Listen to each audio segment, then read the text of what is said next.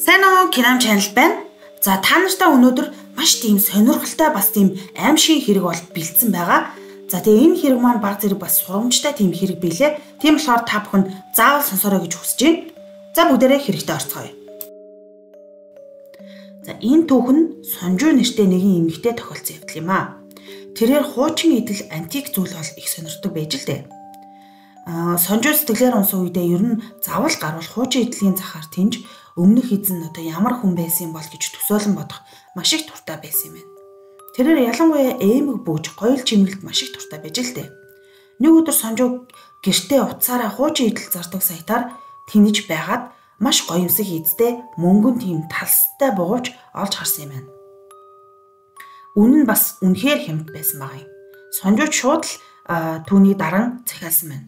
Хэдэн өдрийн дараа түүний буугч хүргэлтээр ирж тэр дор нь онгоолгоод үзэхэд ганцхан буугч биш бас зарсан хүнээс нь нэг гараар бичсэн бичээс дагалдаж ирсэн байна. Түүн дээр нь болгоомжтой хэрэглээрээ хэмээн бичсэн байв. Тэрээр за хуучин идэл болохоор тэгж бичсэн байлгүй дээгээд зүгээд үзэхэд яг түүний гарт таарч байлаа. За энэ өдрөөс түүнд одоо сонин зүйлүүд ар араас тохиолдож эхэлсэн байгаа юм.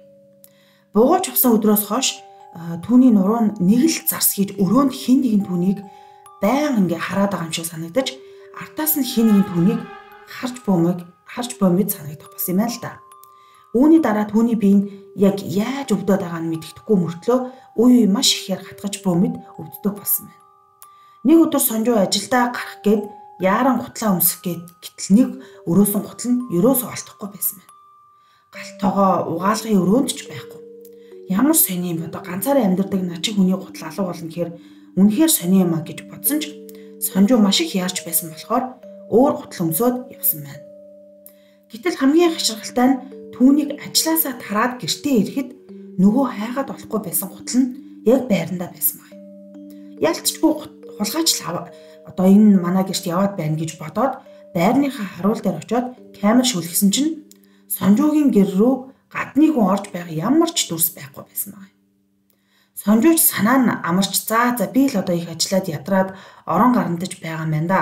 Унтах минь гээд орондоо ер нь тэр өдөр ирж турсан байна. Гэвч хаанаас ч юм нэг ханны цаанаас хүний аманда аяархан дуу аялах сонсогдож эхэлсэн байна. Сонжууч унтахын төс болж хажуу айлын хүн дуулаад байгаа юм бах та. Харанхуй шөнөөр одоо яахаараа ингэдэг байна гэд унтах гээд хичээж л дээ. Гэвч түүний одоо хажууд амьдардаг ямар ч хүн байгаагүй хажуу айлны эзгүй одоогор хинч түрээслээгүй байсан байна. Тухайн чимээ сүултээ бүр олон хүн хоорондоо шимэлдээд байх шиг хүүхдч тухрах шиг сонсогддог болсон байна. Шүн бүр аимшигтай чимээ 1-2 цаг сонсогдож байгаад л алга болдог байсан байна. Сонжууч бүр маш их айж шүн ерөөс унтаж чадахгүй сүултээ бүр ядаргаа нойргүй талд ороод аргаа бараад сэтгэл зүйч эмчдэр очсон байна. Эмч түүнд тайвшруулах юм бичиж өгөн зүгээр л одоо ядаргаанаас болсон байна гэж оншилсан байна. За Сонжуу чимээ угаад 3-4 өдөр унтаж чадсан ч 5 дахь өдрөөс нь өнөөх чимээ улам ойрхон улам чанга сонсогдож эхэлсэн байна. Сонжуу нэгэн өглөө нүрээ бодож байгаад гинт буугавч зүүж байсан гараа хартал хин нэгэн түүний гарыг яг батсан юм шиг хурууны мөр гарсан байсан байна. Сонжууч за би зүүдэндээ л өөрийгөө ингэж чанга батсан гэж одоо байхгүй шүү дээ. Ямар сони юм бэ? Сони юм да гэж дотроо бодож энэ мөчөөс л тухайн буугавчаа ерөөсөө зүөхэ болсон байна. Харин дараагийн өдөр нь тэрээр ажил руугаа явж байгаад зам тээврийн хосолд орж хэд хоног эмнэлэг твтэж байгаад гарч ирсэн байна. Эмнэлгээс гарсан цагаас л шүн бүр хачин зүүднүүд ээлжилж зүүдэлж эхэлсэн байна. Түүний өрөөнд дээр үеийн хувцастай, толгоогүй, эсвэл хөл гаргүй янз бүрийн сүнс олгож байна гэж зүудлээд сэрдэг болсон байна. Сонжууч шүн унтахаа байж өөр тохиолдоод байгаа зүйлсээ интернетэд бичиж хүмүүсээс тусламж зөвлөгөө авахд хүмүүс түүнд удган дээр яаралтай очихыг зөвлөсөн байна. Ингийн үед бол Сонжуу хизээж буу удганд итгэхгүй очихгүй байсан ч яг одоогийн нөхцөл байдал дээр бол яалтчгүй очихоос өөр аргагүй болсон байна. Түүнийг удганы өргөөнд ороход нэг л тийм чихүүц хүрэм хүүтэн мэдрэгсэн байна. Удган түүнийг орж ирвүүгүй юу? Чи саяхан ямар нэгэн эд зүйлс худалдаж авсан байна гэж хэлжээ.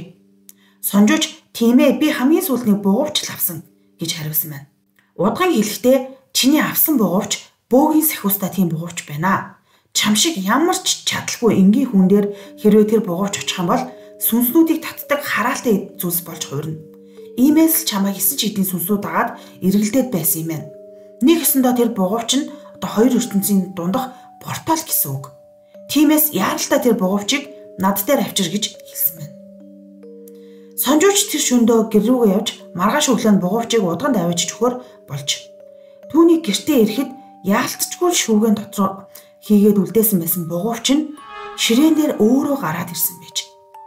Тэр шөнө Сонжуугийн хувьд яг л хар дарсан зүвчээ өнгөрч өрөөнд дотор нь хар сүудрүүд холхиж үүдний өрөөнөөс эрэгтэй хүний муухай нэг гих мэтчлэн галзуурхад яг ганц хуруу дутвал чүү ай үүр цайлгсан байна.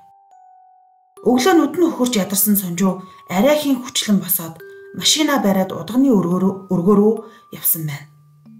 Түүнийг яг зам дээр явж байхад гинт жолоо нь ийш тийш холброн машина замын хажуу руу зогсоон урт толиндоо хартал яг арын суудал дээр нь урт хар устэй эмэгтэй түүнийг хараад сууж байсан байна.